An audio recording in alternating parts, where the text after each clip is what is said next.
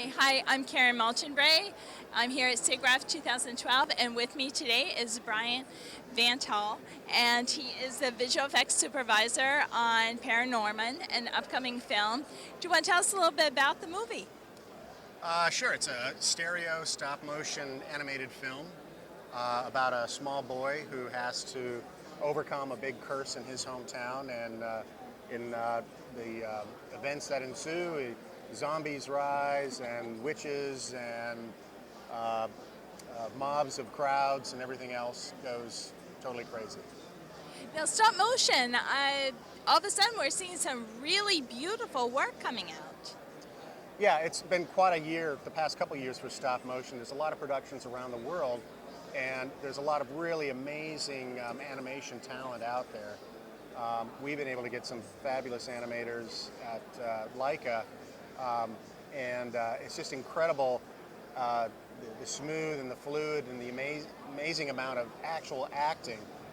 In the past, animation was just sort of hitting your marks and having the puppet move, but this is actually taking it to a level of actual real acting and emoting and everything else. It's really amazing. Okay, and what were some of the big challenges that you had on the film?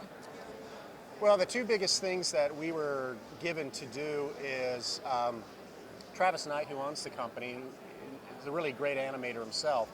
He really wanted to open up stop motion films and increase the production value by giving them a bigger scope.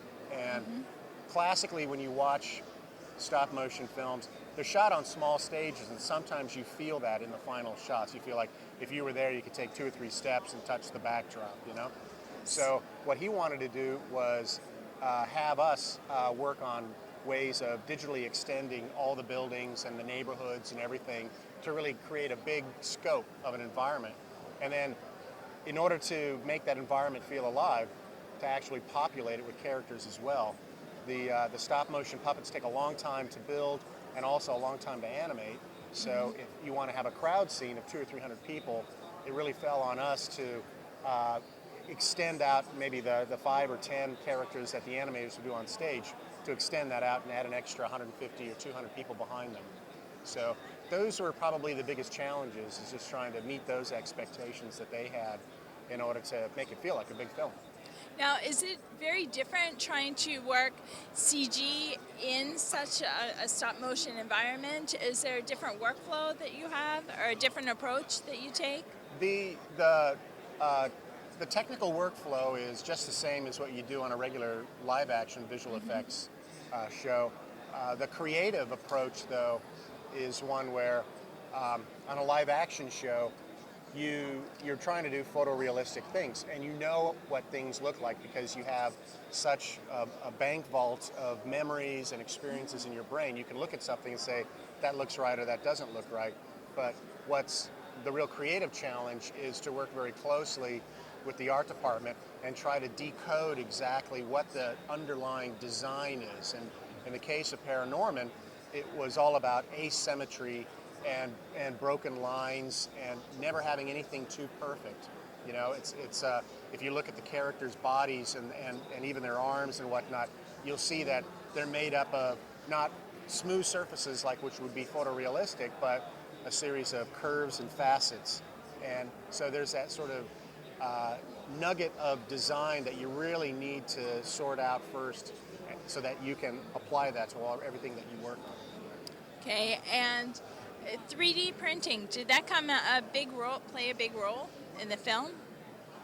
Yeah, Brian McLean, who's in charge of the Rapid Proto department, he and his department had done a lot of 3D printing on Coraline.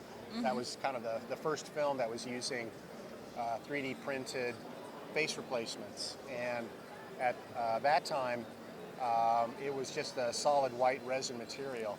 Yeah. And through a lot of advances since Coraline, now they can actually print in color now, Yeah. which makes for a whole lot of great things. When it's a solid color and you put paint on top, the whole object becomes opaque. But when you can print in color, and that color is deeply embedded throughout the material, then you get a lot of nice translucency. And sort of like the characters in ParaNorman, if they have a strong light behind them, you'll see that sort of translucency in the air and in the ears and whatnot that really makes it feel alive and realistic. So that was a big improvement. Okay, and any kind of overview on some of the effects that your team worked on? Well, the visual effects department was sort of split up into two major things. The first one was all the invisible effects that if we did our job right, you will never see and never appreciate. And those are things to help out production in terms of, like on the face replacements, painting out the seams that happen. Yes. And also for animation, the animators will use a number of rigs in order to suspend the characters, make them look like they're floating through the air and whatnot. And a long time ago, there was a lot of effort on stage put into using little bits of invisible monofilaments, but it was very, very time-consuming and very limiting. Now that we have, we're shooting in digital and we have digital compositing, it's very easy to paint those things out in post. So that actually frees the animator up to work quicker and actually give them a better creative flow. If they have to stop every single frame and not only move the puppet, but try to steady it and figure out how to get the wires to disappear, you're constantly disconnecting them from that sort of creative performance that they're trying to do. So using things like rigs and all these other little things, and they don't have to worry about if they're showing in shot or not, that helps them work quicker, create better performance and better animation. Then we just paint them out. That's all the invisible stuff. And that stuff that's hopefully not invisible that you can definitely see is, again, like the set extensions and all the digital crowds. But there's several other digital creatures like CG ghosts, things like moths and butterflies and little dandelions floating in the air, and a lot of just overall enhancement to what was shot on stage. Now, how do you feel? There seems to be this trend, of course, we discussed a minute ago about stop motion. It seemed like we didn't see any for quite a while. Now, all of a sudden, not only are we seeing some, but they're very popular. Do you have an idea of maybe what contributed to the rise of their popularity? Well, I think you need to have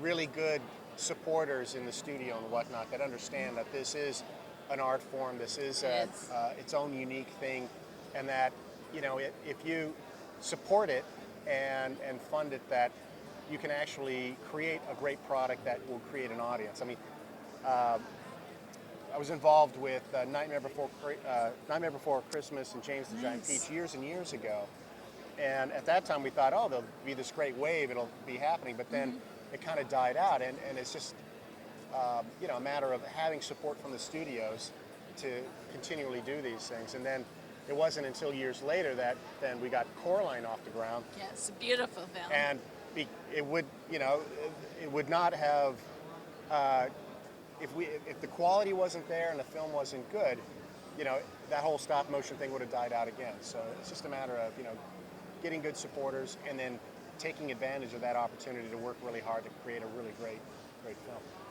Okay, and are artists very excited about joining this kind of medium? I think so, because we have so many different kinds of artists involved in what we do. We have sculptors and painters and CG people and just a whole broad spectrum of people.